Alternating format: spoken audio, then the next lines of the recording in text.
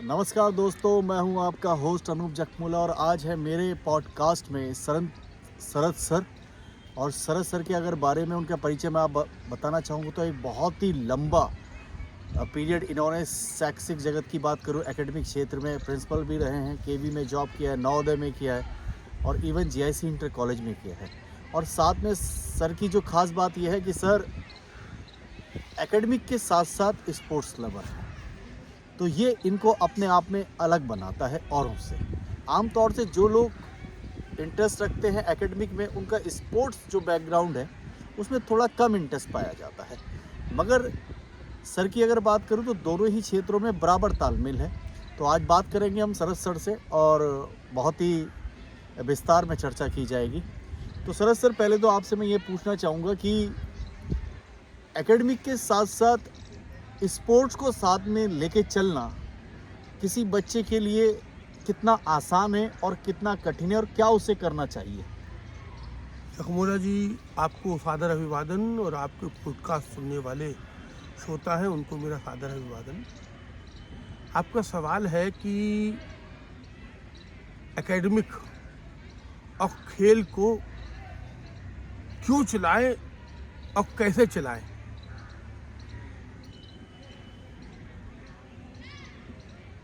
Academics बालक के cognitive mind को प्रशिक्षित करते हैं, बुद्धि को बढ़ाते हैं। और खेल ऐसा माना जाता है कि उनकी शारीरिक क्षमता को बढ़ाता है, लेकिन इसके उलट मैं कहूँगा कि खेल उनको संपूर्ण मनुष्य बनाता है। जो खिलाड़ी है उसमें शारीरिक क्षमता तो होनी चाहिए, एंडोरेंस तो होनी चाहिए, मगर हार न मानने की जिद भी खेल पैदा करता है। विपरीत हालात में संघर्ष करते रहे और लगातार लड़ते रहे। अपने साथियों के साथ हम कैसे समायोजन करें, कैसे तालमेल बैठाएं, कैसे टीम के साथ रहे, जो स्पिरिट दी कॉर्प्स कहते हैं आर्मी के क्षेत्र में, वो स्पिरिट दी टीम्स,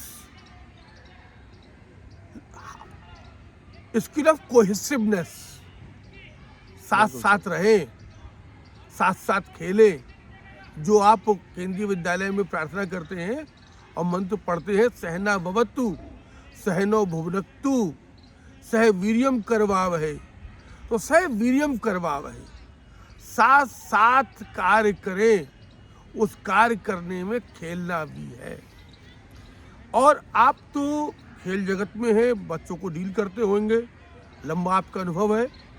इस विद्यालय में आपके कई सहयोगी हैं जो आपसे कनिष्ठ हैं। आप अनुभव करते होंगे जो बच्चे खेलने में अच्छे हैं वो पढ़ने में भी अच्छे हैं। बिल्कुल सही है आपकी बात। और जिस तरीके से सर ने बताया कि कॉग्निटिव डेवलपमेंट थ्रू एकेडमिक, मगर जो होलसम डेवलपमेंट की बात आती है तो कहीं ना कहीं स्पोर्ट्स एक की फैक्टर रोल होता है। और हम सहमत हैं सर की बात से। सर, एक अगला सवाल लेके चलता हूँ। अभी मेरा जवाब पूरा नहीं हुआ। जी सर प्लीज। जिसको साइकोलॉजी हम साइकोमोटर कहते हैं जी, वो कंप्लीट ही तब होता है जब छात्र की जो रचनात्मक ऊर्जा को आप रचनात्मक रुझान देते हैं, जब उसकी ऊर्जा है शरीर की वो रचनात्मक लगती है, तभी वो सक्रिय अपना रचनात्मक योगदान दे पाता है। तो उसकी बहुत ज़रूरी है, उसके मन का विकास होने के लिए उसको शरीर से खिलाया भी जाए, ये सबसे ज़रूरी है। अब आपने प्रश्न। जी हाँ, बिल्कुल सहमत हैं आपकी बात से कि उसके मानसिक विकास के साथ शारीरिक विकास होना भी ज़रूरी है। और एक सवाल मैं आपसे ले लेता हूँ जो कि 21वीं सेंचुरी का अहम सवाल है कि आज की जो पेरेंट्स है, जो पेरेंट्स केयरिंग की मैं बात करना चाहूँगा। हर पेरेंट्स से आता है कि मेरा बच्चा डॉक्टर, इंजीनियर या कुछ और अच्छा काम करे, और उसके साथ एक तरफ स्पोर्ट्स फील्ड है जो को करिकुलर एक्टिविटी हैं। तो एक बच्चे के लिए आप क्या संदेश देना चाहेंगे कि आप पढ़ाई के साथ साथ किस तरीके से टाइम मैनेजमेंट करेंगे, स्पोर्ट्स के क्षेत्र में भी कैरियर बना सके? अनूप जी, आप ये समझिए कि ये माइंडसेट है, और माइंडसेट आज का नहीं है, ये माइंडसेट समाज का है। उसमें बच्चा है, बच्चे के माता पिता हैं, आस पड़ोस है, उसमें शिक्षक भी है, उसमें शिक्षक प्रशासक प्रधानाचार्य भी हैं। आपके जो केंद्रीय विद्यालय की बात के बरक्स मैं आपको बताऊंगा जो मैं आपको देख रहा हूँ। महीने भर में मेरा अनुभव ये है कि जिस तरह से ग्रास रूट लेवल पर आप बच्चों की प्रतिभा को पहचान करके उनको क्रमबद्ध तरीके से कैसे प्रशिक्षित कर रहे हैं, वो मैं अन्य विद्यालयों में नहीं देख रहा हूँ। सर, मैं एक सवाल और ले लेता हूँ। मेरा जो सवाल था कि किस तरीके से आज की जो जनरेशन है, जो माइंडसेट की बात आपने कही है बहुत ही अहम है, और माइंडसेट अगर आपका पॉजिटिव माइंडसेट है तो कोई भी चीज़ आप पा सकते हैं और वो पाना इतना मुश्किल नहीं है। मगर आज की जो समस्या है बच्चे के साथ, ये समस्या कि जब बच्चा स्कूल से लगभग 2 या ढाई बजे घर पहुंचता होगा, उसके बाद उसे लंच करना है और पेरेंट्स का कहीं ना कहीं ये दबाव रहता है कि बेटा पहले होमवर्क करो फिर ग्राउंड जाना है। उस बच्चे को अगर ग्राउंड जाना है तो जब वो ग्राउंड जा रहा है तो सोसाइटी में जो ग्राउंड है वहाँ पे बच्चा खेलने को दिख ही नहीं रहा है, क्योंकि आजकल जो ट्यूशन कल्चर चल रहा है, क्योंकि अहम जो टाइम है बच्चे का 4 बजे से लेकर 6 बजे तक, वो बच्चा उस टाइम सोसाइटी के ग्राउंड में नहीं दिख रहा है, तो अकेला वो बच्चा कहाँ खेल पाएगा? उसके लिए एक समस्या तो ये आ जाती है। तो क्या ये जो ट्यूशन पैटर्न है कहीं ना कहीं स्पोर्ट्स को पीछे धकेल रहा है? क्या इसके बारे में आप कहना चाहेंगे? निश्चित रूप से जो आपका शिक्षा का पैटर्न है और हम पेरेंट्स की अपेक्षाएं हैं, आप पेरेंट्स भी हैं, बिल्कुल बिल्कुल, तो आप खिला रहे हैं, लेकिन आपको ये जरूर लगता है कि लड़का अगर बच्चा मेरा केवल खेल में रह के समय बर्बाद कर गया तो क्या करेगा? अगर 12th में आपकी एक बात क्या है कि खेलेगा तब जब वो आपके सिस्टम में होगा। बिल्कुल। अगर वो 10th में 2 साल फेल हो गए किसी स्तर पर तो आपके विद्यालय में पढ़ेगा ही नहीं। बिल्कुल सही बात। तो खेलेगा कैसे? वो सड़क पर पहुंच जाएगा। तो आज के समय में जरूरी क्या है कि आप हर पेरेंट अपने बच्चे की अभिरुचि में पढ़ाई के समय भी, भले वो बोर्ड की तैयारी कर रहा है, ऐसा समय जरूर निकाले जहां वो फिजिकल एक्सरसाइज करे। बिल्कुल। और वो चाहे वो प्राणायाम करे, चाहे वो कोई इंडिविजुअल गेम हो सकता है, जी जी। या कोई सामूहिक एक्टिविटी व्यायाम हो सकता है। और आराम के नाम पर मोबाइल देखना या टीवी देखना आराम नहीं है, ये आराम का बहाना है। आराम ये है कि पढ़ने के बाद कुछ थॉट्स जब थक जाते हैं तो मानसिक थकान होती है, उस समय आप अपने मन का कोई खेल 10 मिनट खेल लें। आप खुली हवा में चले जाएं, खुली हवा में जाके सांस ले लें, और आपको निश्चित रूप से तालमेल बैठाना पड़ेगा। और कोचिंग की बीमारी में बता रहा हूँ, कोचिंग की आवश्यकता कुछ बच्चों को है।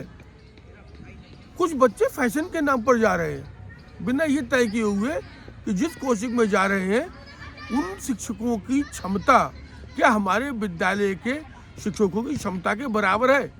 अधिकतर मामलों में ऐसा नहीं है। विद्यालय के शिक्षक ज़्यादा ट्रेंड है।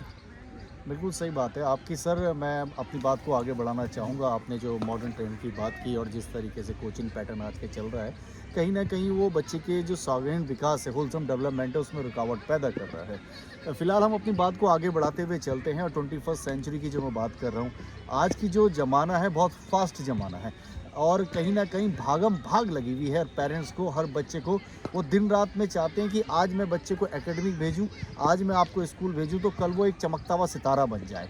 तो इतना आसान मुझे लगता है ये नहीं होता। एक लंबा दौर है, जबकि आपको पूरा अभ्यास करना होगा, प्रैक्टिस करनी होगी, तब आप एक मंजिल तक पहुंच सकेंगे। उसके लिए सतत प्रोसेस चाहिए, सतत प्रक्रिया चाहिए और तब आप वो गोल को अचीव कर पाएंगे। तो आने वाली जो यंग चाइल्ड हैं सर, उनको आप क्या मैसेज देना चाहते हैं कि पढ़ाई के साथ साथ खेल को कैसे बढ़ाना है, पहली बात।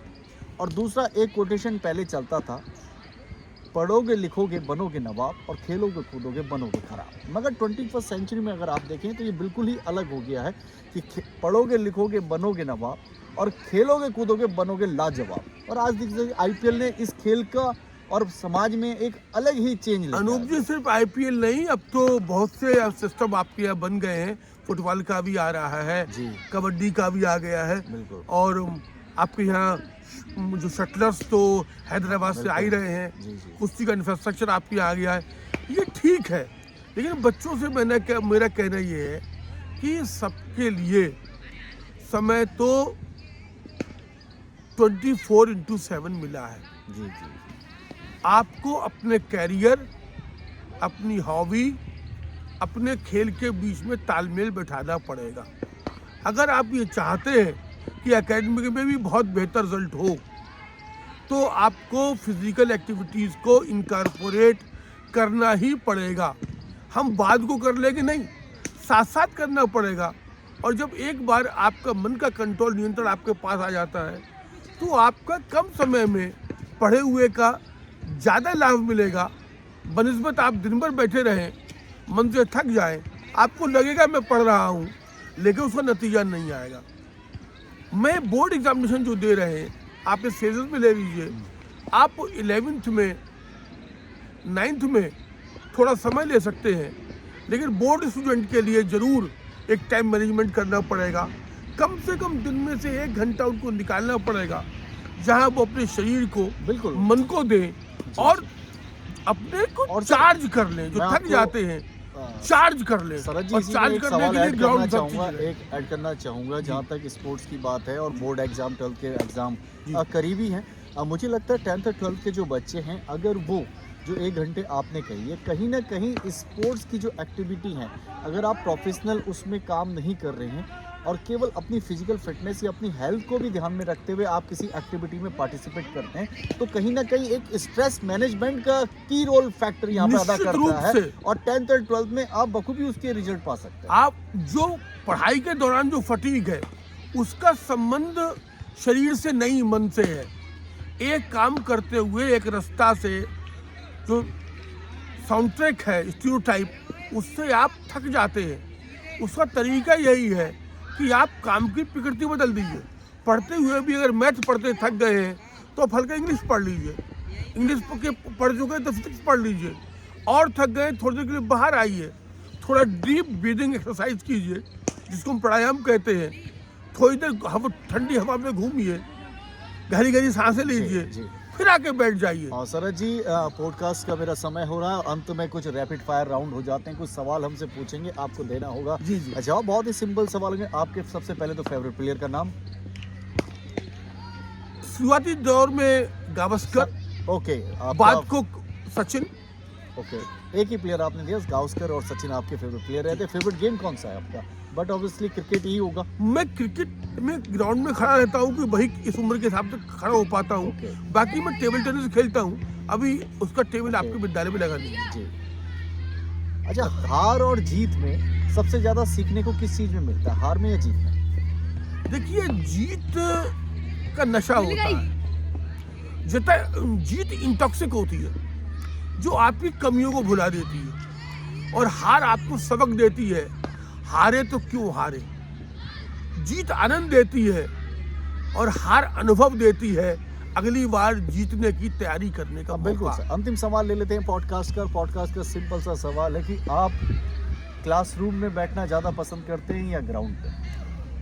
क्लासरूम में बैठना मेरा काम है और मुझे बैठना चाहिए, मेहनत करनी चाहिए, लेकिन मुझे आनंद ग्राउंड में आता है। मैं हमेशा 1977 से मैं 9th में पढ़ता था, तब से मैंने स्टेडियम जाना शुरू किया। और सुबह शाम मुझे घर में अच्छा नहीं लगता, खबरों में मैं बाहर ही रहना पसंद करता हूँ। कहीं भी जाऊँ, मेरा मन स्टेडियम ही में रहता है। मैं स्टेडियम का आदमी हूँ। तो आज हमारे साथ थे मेरे पॉडकास्ट में शरद जी, और उन्होंने खुले मन से अपनी बातें हमें बताई। और मुझे लगता है जो श्रोता हमें सुनने वाले हैं, जो पेरेंट्स हमें सुनने वाले हैं, जो बच्चे हमें सुनने वाले हैं, जरूर उनको इससे बेनिफिट मिलेगा और आने वाले समय में अच्छे रिजल्ट पेरेंट्स को मैं जरूर कहूँगा, बच्चों पर विश्वास कीजिए और उनको अपने चयन करने का में मदद कीजिए और उनको अवसर दीजिए अपनी प्रतिभा को निखारने का, चाहे खेल हो चाहे पढ़ाई हो। धन्यवाद सर, हमसे जुड़े रहने के लिए। अनूप जी, नमस्कार आपको, आपके श्रोताओं को बहुत बहुत धन्यवाद।